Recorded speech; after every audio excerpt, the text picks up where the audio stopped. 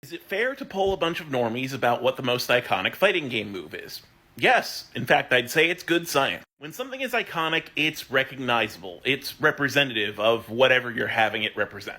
So another way to say what is the most iconic fighting game move is to say what is the most recognizable fighting game move. What, when people think fighting games, do they think about? That's why, by the way, I didn't give people a multiple choice. That pollutes the data. I wanted to test for what I was testing for, which was specifically, what move do you think of when I say, name a fighting game move?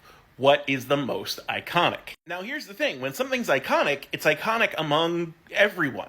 And when you are doing studies like this, you need to have a non-biased selection, or at least as non-biased as possible. It's already pretty biased because it likely went out to most of my followers first. I noticed in my data 8 people responded with Skullgirls moves. That probably is not indicative of the greater whole. So yeah, asking normies is essential to avoid selection bias. Otherwise, you're just going to end up picking a group that agrees with your views, and that's why we strive to avoid that whenever we actually do scientific studies. And for some dumb reason, I decided I was going to treat this with as much scientific rigor as I could bring myself to give a shit about. And I'm not even done going over the results of this study yet, so, hang in there.